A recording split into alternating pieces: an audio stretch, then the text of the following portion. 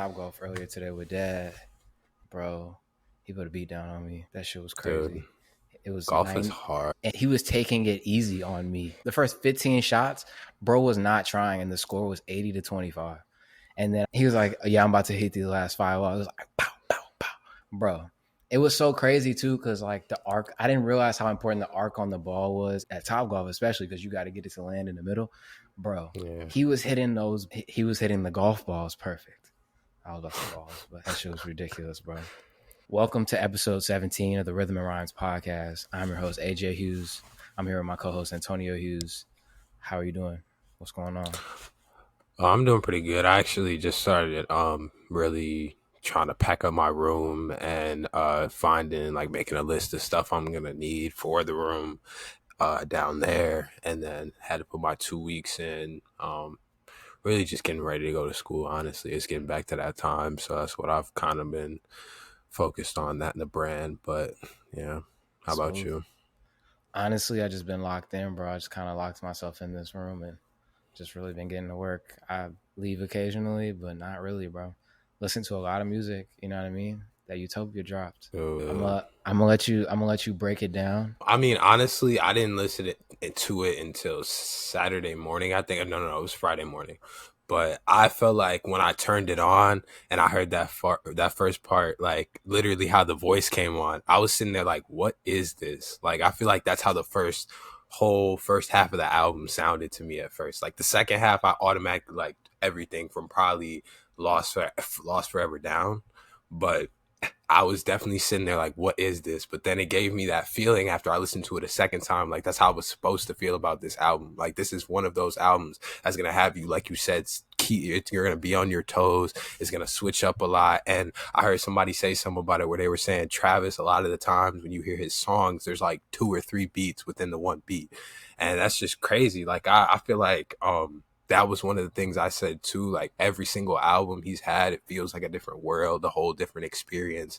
And there isn't a lot of music that comes out like that now, to where it feels like a whole experience. It's not just a moment where it's just like, okay, these songs sound kind of the same. It's repetitive. It's that same flow, same thing. It's like, it's something completely different. And it's really going to have you sitting there like, man, this is like, it's almost like decade defined. Like it's one of those albums like Mr. Morale or 2016 Forest Hills Drive or My Beautiful Dark Twisted Fantasy. Like it's crazy to me. I don't know. And yeah, that's probably my first thoughts. When I don't want to, I mean, we can get into the album, but we're going to come back to it later because I feel like there's just so much in it that you can't really get it in 2 days. You can't get everything. But I do want you at some point to go listen to Mr. Morale and the Big Steppers and then go listen to that album. Because now that you're saying, I totally forgot about the intro. But that's how Mr. Morale and the Big Steppers starts off with like this ominous voice. Like, I hope you find something. Yeah. So now that I'm like piecing sort of what you're saying together and some things that I already thought, I definitely think he took some influence from that album. Yeah, I could see that. I mean, now that you said he produced on Yeezus too, because I did not know that. That makes a lot of sense for how he makes music. And I mean, I did kind of know that he was bigger on the producer side. Like I feel like I had heard how hands-on he was with Rodeo and even Astro World. Like I feel like you can even hear that in his music. Like you can hear when those artists are also producers because they just hear the beats differently. They hear different pockets, and you could definitely see that with him. What were your favorite tracks off the first couple listens? I would definitely say Circus Maximus, Schizo. I Know was really good to me too. I Know it's been stuck in my head. And then obviously that Lost Forever song, like everybody was saying, that it was real refreshing to hear West Side Gun. I feel like hearing him that clearly too, because I feel like a lot of the times he raps for a quick second, gives you a quick 8, but he was really on there spitting. So I mean, I would say those are probably my favorites. And I like the Drake song too. And even that, like, it reminded me of Sicko Mode, but it was completely different. Like it was weird. Like you saw the antics that went along with the Drake shit, right? Yeah. Like with the ring and everything. I feel like we're about to get the craziest Pusha T album. I don't know which album's coming out first because there's a bunch of rumors. There's the Clips album that's supposed to come out. There's the DJ Drama allegedly he has a DJ Drama album, a Gangsta Grills, but I've also heard a rumor that it's like one album, like it's a Clips Yeah. Gangsta Grills. I don't know which album is coming out first. We haven't gotten any announcements, but I need him to go. I need this to like continue. I want to instigate the beef. I need them to keep going. Yeah, no, Pusha T, like when they first started beefing, I was like, bro, he's barking up the wrong tree. But then he released that. I think it was an EP. I don't remember the name of the EP. Was that Santeria, or was that just the name of the song? It was no. The name of the song was it was Red something. Shit. I Santeria was on the project, but Yeah, I can look it up while you keep talking. But yeah. yeah. But either way, like Pusha T is one of those guys you could tell he's built for battle, and like he's real, like cerebral and surgical with everything he does. Like every time he's like surgical summer, I be feeling him because he really is like super like I don't even know the wording for it. He's super like direct with everybody that he's going at, and he's always super like, let's just say surgical again. Like he really picks his spots really well, and I feel like he's not one of those people that's just gonna be a pushover for Drake in a battle. Like I feel like he kind of killed Meek Mill. He killed a bunch of people when it comes to people dissing him, but I don't feel like Pusha T is one of those. So I just wanted to briefly mention that, and I think that was one of my favorite songs. Hopefully the beef continues. I'll just leave it there. But the one I feel like to cap off, you know how I feel about where hip hop's at, but I feel like the last real hip hop moment we have to get, and I don't think we'll get it, is Kendrick Drake. We need that. We need that. We need that. But the second best thing is Pusha T Drake. But back to Utopia. I would say that was one of my favorite records. Schizo was one of my favorite records. Another thing, I was completely wrong about this project being Afro beats or having some. Yeah.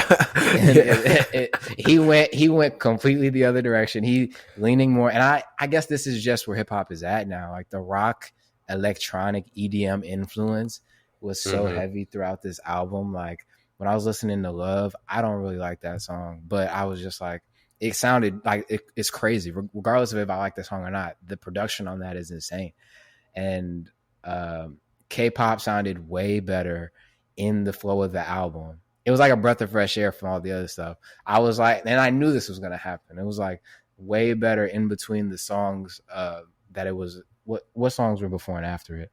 I forget. I'm going to look it up. But it just sounded better within the flow of the album, and I like it way more now. Now that I heard it that way. The Weeknd sounds hey, can I say something? Yeah. Dude, I feel like the funny thing is that album is so good that K-pop is like one of the worst songs on the album, and it's not even a bad song.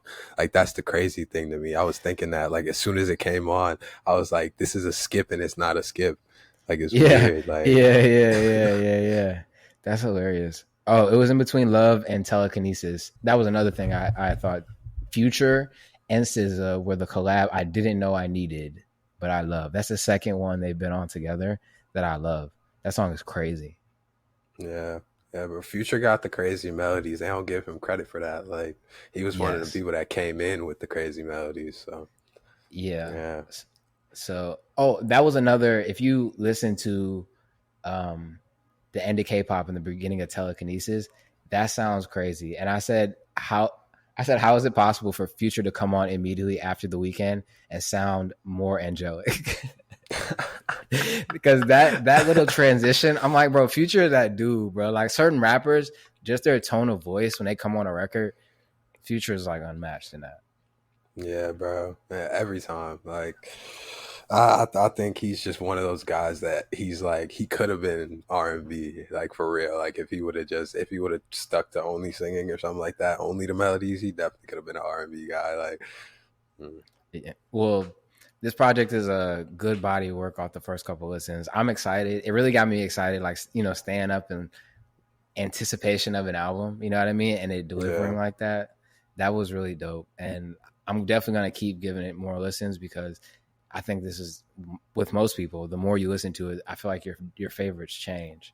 And so I'm excited to see which one of them will become my favorites as time goes on. And it kind of brought me back. I feel like a lot of the stuff we talk about on here is a lot of international stuff.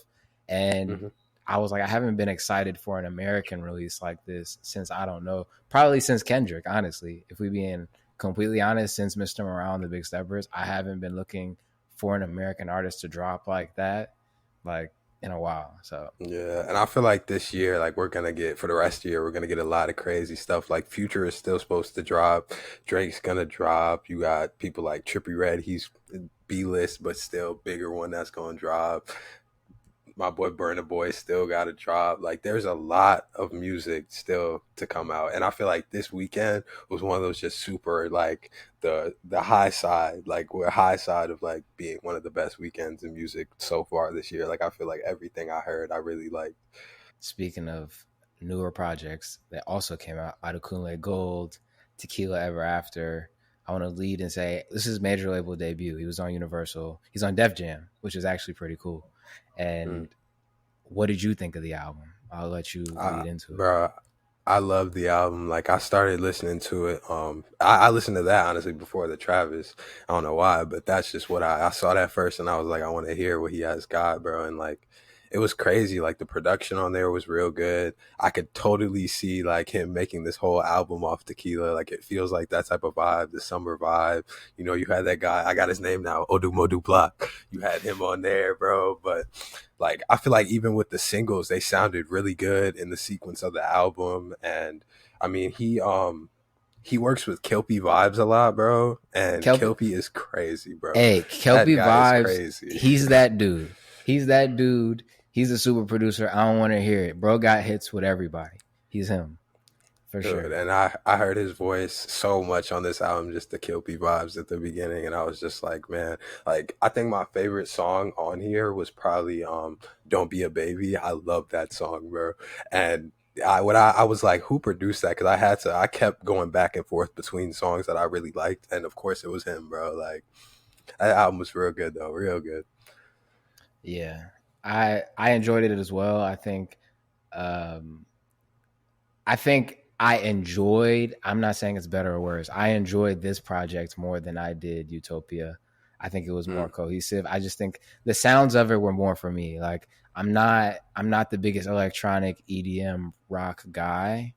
And so some of those parts of the album for Utopia kind of not turned me off, but it's just like this isn't something I'm gonna be bumping in my car. Not all of them, some of them, but mm-hmm. not all of them. But this one, I was playing this one like it was one of those albums you could throw on and just listen to the whole thing. My Right. I've never listened to anything Coco Jones has ever made in my entire life. Coco Jones, and maybe this is just me being ignorant, Coco Jones was just one of those famous people that's everywhere. Like she makes music, she's acting, she's this, you know what I mean? And so I was Yeah. just like, she actually smoked her feature. Well, I think it's a collaboration. I don't think it's a feature. I think it's both of their songs. But Make It Easy Mm-hmm. with Coco, she smoked that. I was actually really surprised. Um, Wrong Person, Odumodu Block, that's that shit. He hasn't missed this Mm-hmm. year. He hasn't missed this year. And then Ogoranya, um, Blaze Beats did the beat on that one, and Blaze Beats works a lot with Asha K, and those drums on there are crazy. And then there's a lot of stuff throughout this whole project. I'm gonna definitely continue to listen to it.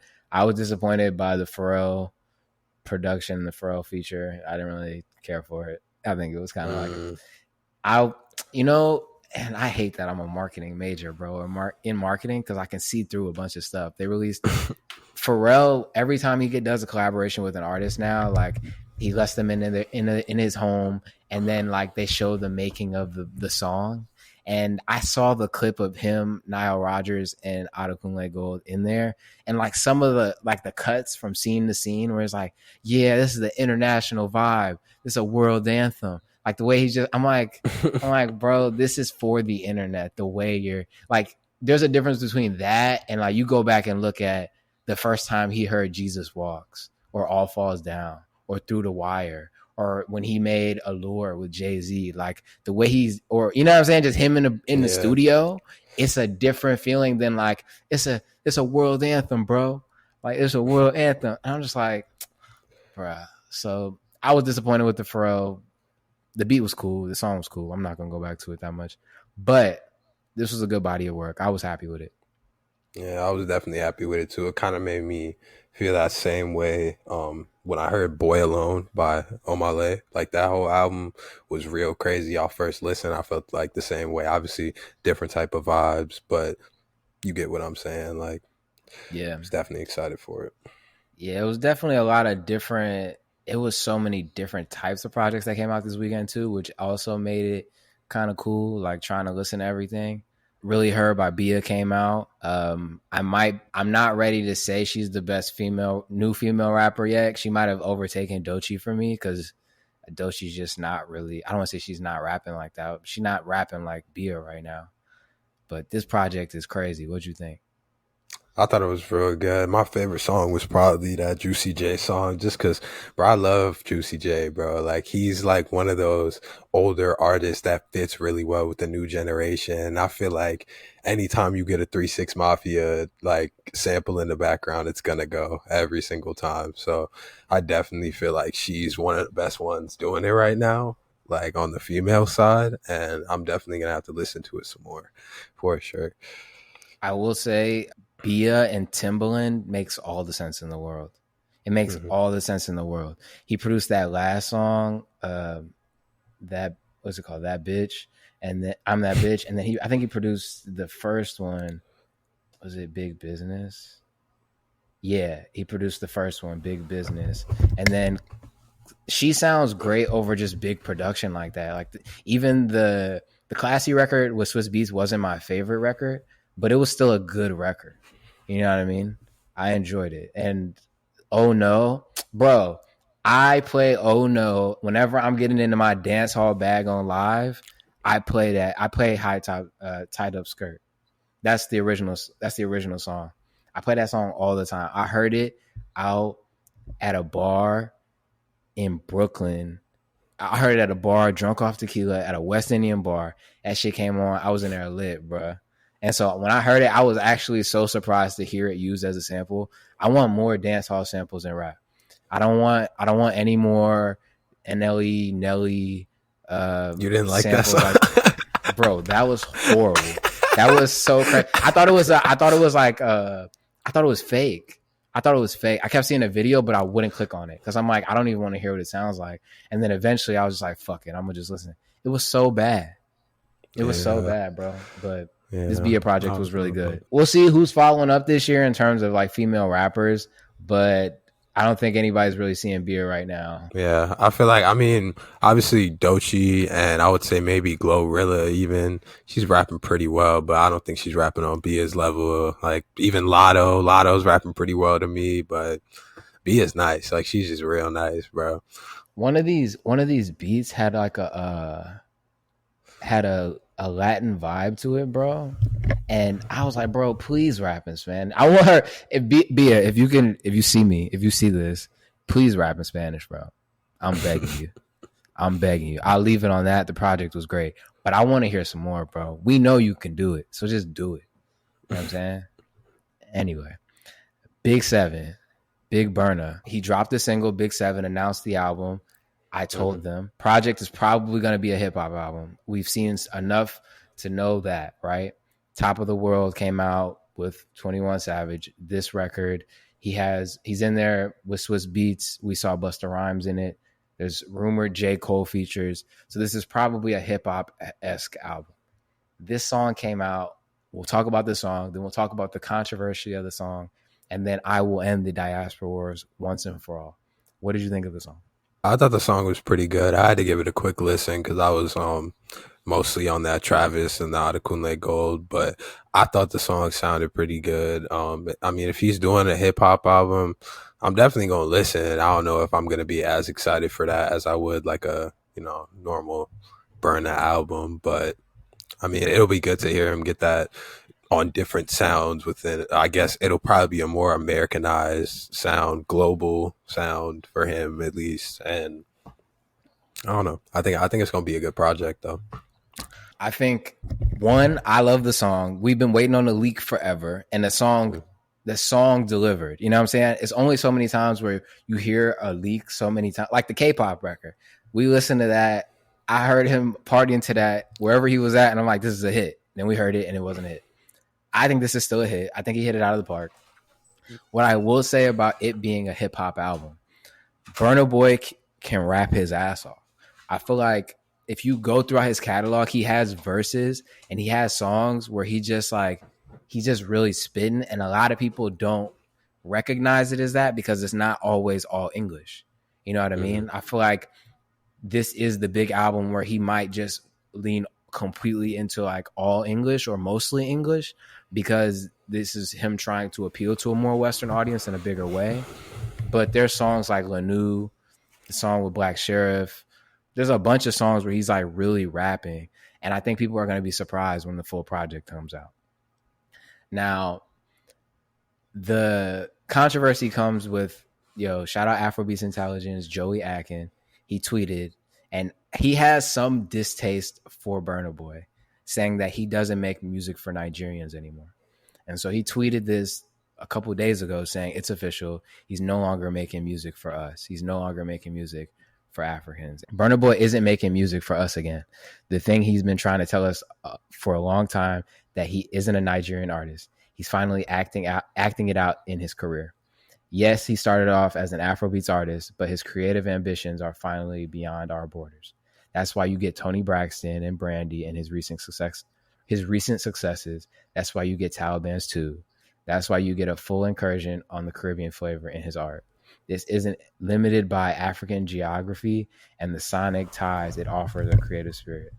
He's flown away, far away from blah, blah, blah. His next project will seal his fate, a projection to a culture that didn't nurture him nor nursed him during his days of trials and trivials. But as long as he's fine with it, I'm fine with it. So that's at 1.7 million views. So I followed it up and I said, Burna Boy is making black music. Maybe not the local sounds he started on, but he's making black music and showing how versatile we are. And the diaspora war is today, with an exclamation point. And a lot of people interacted with the tweet. That was probably one of my most liked and retweeted tweets. And I want to end the notion that that these genres came into fruition by way of one country or one tribe. I want to end it today. So I've mentioned this prior. Fela Kuti started making music when he was young. He then went to school in London to learn about composition. And he learned a lot of jazz while he was there. And a lot of people like Miles Davis played influence on how he made music. And then in 1969, Fela Kuti went to Los Angeles and was quoted saying how much of an effect the Black Panther Party had on his ideology and his political beliefs and how he made music. So I'm going to read this quote really fast. Okay, here it is. This was what he was saying about his views on Los Angeles and how it was shaping his views. This is from a New York Times article in the 1970s, I think 1972. It was incredible how my head was turned. Everything fell into place. Fela says, for the first time, I saw the essence of Blackism, Black nationalism. It's crazy. In the States, people think the Black Power movement drew inspiration from Africa. All these Americans come over here looking for awareness. They don't realize they're the ones who've got it over there. Why we're even ashamed to go out around in national dress until we saw pictures of blacks wearing dashikis on 125th Street. Okay, I'm not going to read the whole quote. That's enough. And so these two moments really played a factor into him even creating Afrobeat. So if you want to say Afrobeat was birthed in Nigeria, it was influenced by both London and Los Angeles. The drummer that played in Fela Kuti's band is credited with also creating Afrobeat. He has been quoted in his book saying that he took inspiration and learned so much about his craft from jazz drummers and musicians in the 60s and in the 50s in America, like dudes from DC, dudes from North Carolina, and some of them were white Americans. Both of them have been quoted with giving credit to Americans on the influence of Afrobeat. And I went even further to go into another African genre because I think it's this collision between the West and Africa where they don't really see us as them. They see us as something different. And it doesn't bother me because they can't tell me who I am. So I don't really feel attacked by it. But I just want to dispel the notion because it's like We're all the same. So it's like we're playing these diaspora war games where we're all going against each other. And it's like, bro, we didn't even, these names we're calling each other. The last piece of evidence in terms of the African genres being created by other things, I think this quote really emphasizes the Black Atlantic theory, which I talk about a lot on here, basically saying that everything's connected and how one influences the other, and it's a continuous feedback loop. This is a journal article called The Early History of West African High Life Music by John Collins, right? So on the first page, it says, the Black New World influence is apparent in Africa's very first popular fusion music called Gome or Gombe, which developed in the West African country of Sierra Leone in the early 19th century.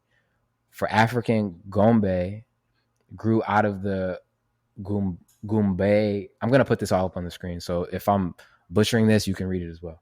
But Gumbe framed drums brought by freed maroon slaves from Jamaica who were settled in Freetown, the capital of Sierra Leone, by the British. By the mid-19th century, Gombe became a craze among the coastal population of Sierra Leone and later spread inland to other parts of West Africa and Central Africa. This is not so surprising, as Jamaican Gumbe drumming itself was created by slaves who originally came from West Africa and brought their musical ideas with them. In a sense, the freed maroon slaves from Jamaica were simply bringing back to Africa African music that had already been adapted to the New World, thus completed what can be considered as a centuries-old transatlantic musical feedback cycle. African music taken to the Americas by slave, transmuted there, and then brought back to Africa. This quote is important because this is exactly what happened with Afrobeat and Afrobeats today and hip-hop and everything else we've ever made.